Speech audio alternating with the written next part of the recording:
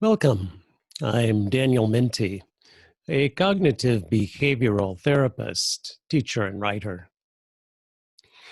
When someone breaks our hearts, the pain of this rejection or betrayal can travel with us through time.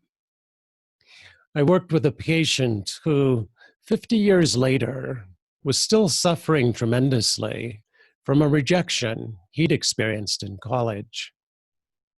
Particularly when he was feeling unhappy in his marriage, he'd replay in his mind scenes of this college breakup and feel defective, worthless, and ashamed. The first stop in our work together was to appreciate what it said about him that he kept this candle burning in his heart, how it expressed his core values, depth of feeling, and the steadfastness of his commitments. Looking at things from this angle began to loosen the grip of these painful feelings. One reason we suffer on years after a breakup is that we haven't grieved our loss. Perhaps we dread feeling the pain involved, or fear what might happen if we really open ourselves to it. This fear and avoidance become the linchpins connecting us to this suffering. Heartbreak Hotel is a CBT exposure method that allows us to step directly into the crucible of our suffering. We don't do this masochistically to feel terrible all over again. We do it to open the possibility of experiencing what the Jewish youths in the book of Daniel experienced when thrown by Nebuchadnezzar into the fiery furnace. They walked out free men, unharmed, into new lives of happiness and peace. Not always, but quite often, Heartbreak Hotel produces exactly this effect. A woman I'll call Anne married while in graduate school. She supported her husband through professional school, and they planned to start a family once he had graduated and established his practice. All went according to plan until Anne's 32nd birthday. That morning, her husband walked into the kitchen and told Anne he decided to file for divorce. Anne came to me for help a year later. She remained deeply hurt, angry, vengeful, and guilty, blaming herself for her husband's decision. She also felt increasingly desperate about ever being a mom and found herself hoping against hope her ex would see the light and ask her back. She knew there was little chance of this, yet her hope seemed a lifeline, connecting her to her dream of one day having a daughter. In addition to her daily torment, Anne was sleeping poorly and having nightmares in which she died alone, an old woman without family or friends. We looked together at the meaning of her profound suffering, finding many beautiful things it said about her. Nonetheless, she convinced me and herself she was ready to let this suffering go. At that moment, she became a candidate for Heartbreak Hotel. I explained the method to Anne, told her why I think it oftentimes helps, and said there was no guarantee it would help her.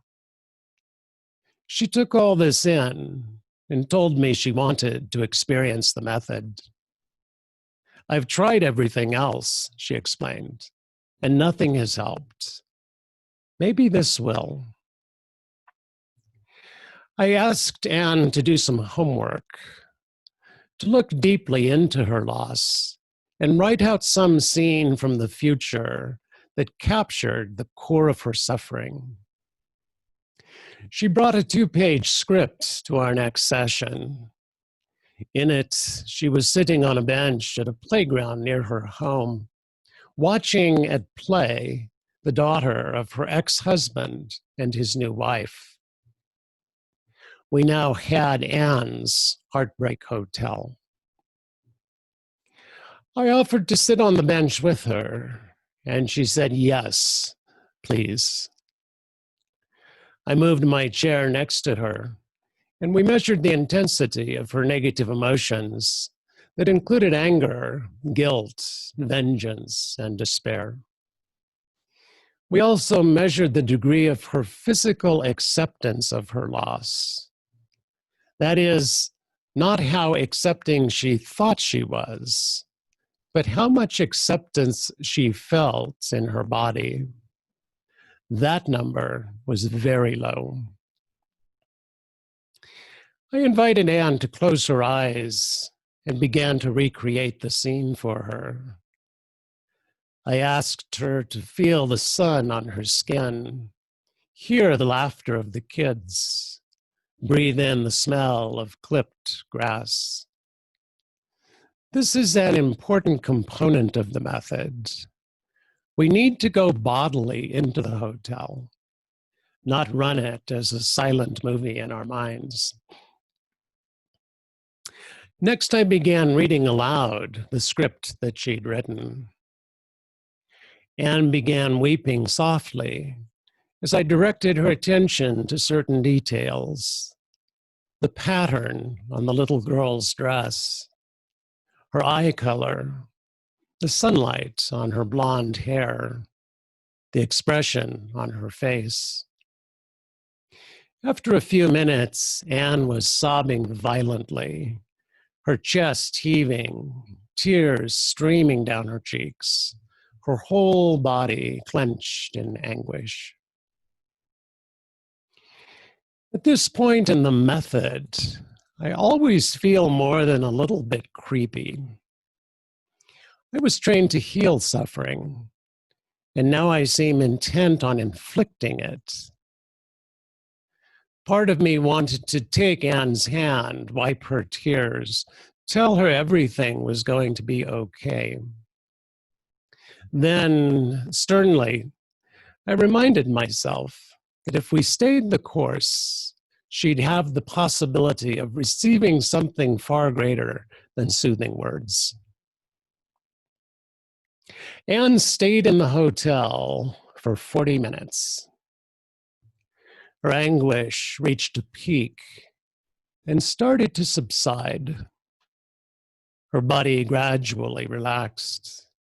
Her sobbing stopped. She talked to the little girl and actually smiled. Finally, Anne opened her eyes and looked at me. She looked deeply tired, a bit surprised, sad, and at peace. When we remeasured her feelings, the numbers confirmed my impression. All her anger, vengeance, and despair were gone. Her acceptance had gone to 100%. What happened to Anne? She said she'd finally surrendered. Instead of fighting her loss and thus keeping it alive in her body and mind, she'd thrown open the front doors of Heartbreak Hotel and let all that loss in. While this was not the end of our work together, it was the beginning of the end. Anne went on to reset her sense of herself, past and present, and began moving with curiosity and hope into a future itself standing wide open. The poet Rumi writes of our human journey, "Your heart must keep on breaking until finally it breaks open." Maybe at the end of the day, This is what our exes do for us. I know mine do, and I'm grateful for their partnering with me in this essential work. Thank you for watching this video. If you like it, you could give it a thumbs up and leave a comment. You can also subscribe to my channel and receive a note when I post new content. I hope to see you then.